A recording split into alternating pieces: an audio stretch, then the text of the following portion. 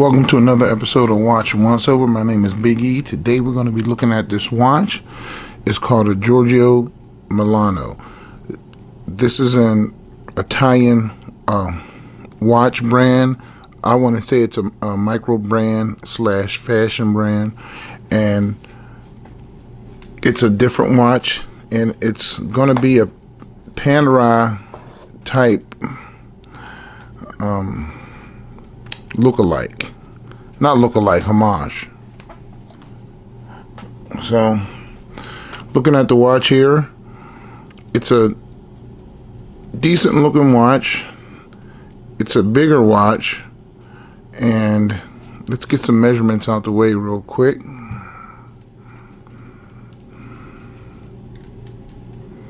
$50 mil case, 16 mil thick, 24 mil bandwidth, and a whopping 58 millimeters lug to lug. So it's a big watch, and this is going to be for a big guy.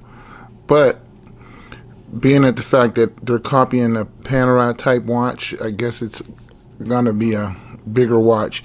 Now this watch is hand winding, non-hacking, has a screw down crown, signed crown, excuse me, display back, and it has a Moyota 8000 series non-hacking movement in there. This is a good workhorse movement. I don't really like the display back on here. I'd rather have a case design or something, because these movements aren't very decorated, although they're very accurate. This watch is coming in about 8 seconds a day when I timed it. The crown has excellent knurling on there. Let me zoom in a little bit. The crown has excellent knurling, and it's signed. And this has a really heavy case. Now the bezel mimics a Panerai. Let that focus. And it has a 120 click bezel.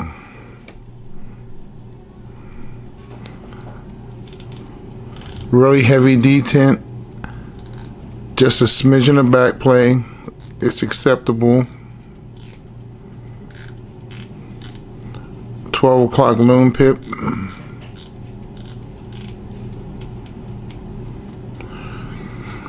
And this watch has dome mineral crystal with lots of distortion on there. 21,600 vibrations a minute. That's what it's beating at, 3 hertz. And all these indices are applied, and the Giorgio Milano is applied also. And then you have printing down here at 6 o'clock, and you have a black date wheel at 3 o'clock. Now, the indice over here, I like the way they did this. It's just chopped off a little bit, but you still get just about a full indice because this dial has so much real estate. It's a pretty clean looking watch. If you like Panerai homages, it's not that bad. Has a signed Giorgio Milano silicone strap. Has lots of aeration on the strap to ventilate your wrist for hot days. Nice long strap. I think this buckle was an afterthought, even though it's a signed buckle. It's a polished buckle, and the watch is all satin finished. So I don't know why you would put a polished buckle on a satin finished watch. So I think that was a bit of an afterthought. But the bezel is different. It has a turn down bezel on there. It's not really squared off. The bezel's rounded off. And then you have the teeth, which is a very thin edge, but you get a good purchase on it because it actually overhangs slightly. So since that overhangs slightly, it's you get a good purchase on the bezel. Now this case is a full brushed case. and it's a really heavy case, and it's this watch seems like it's like a man of war type watch, ready for battle.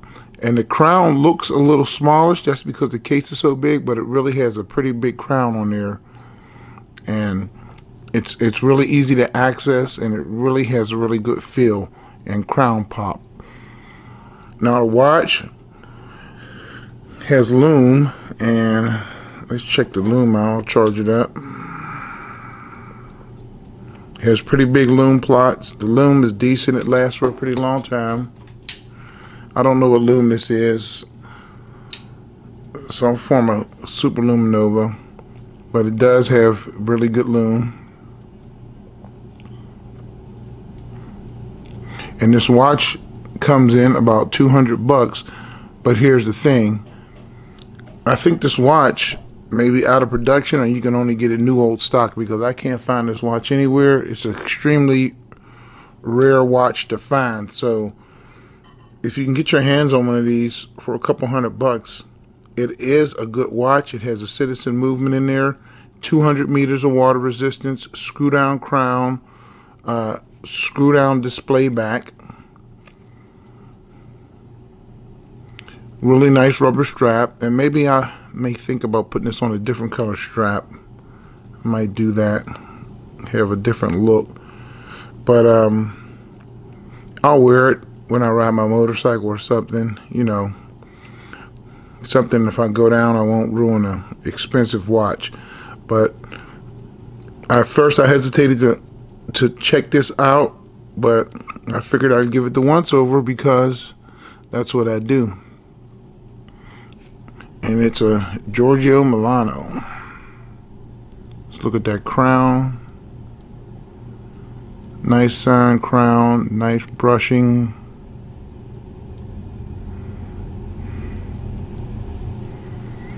Real nice bezel.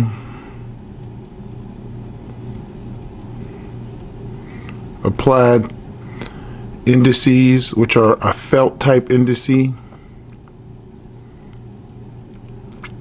Really accurate citizen Moyota movement. Nice applied sign. 12 o'clock. At 12 o'clock, nice logo applied. The printing on here is decent. Don't have a real good big problem with the printing.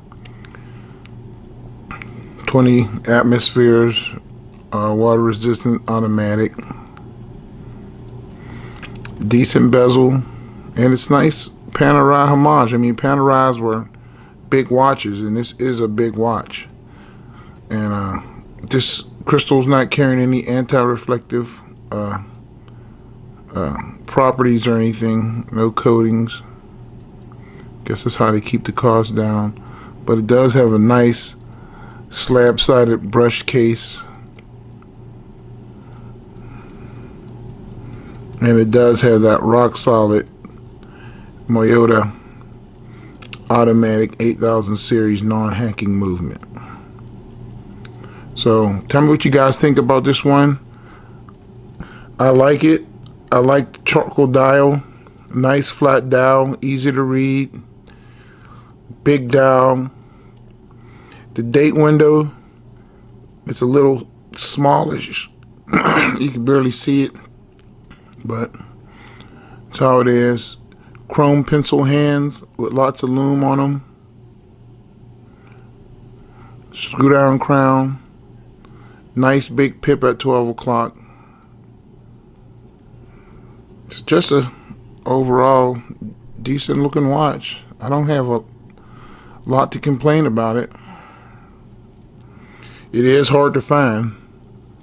It is hard to find. I'll put the information up. If you find one of these, grab it. If you like big watches. If you don't like big watches, don't grab it.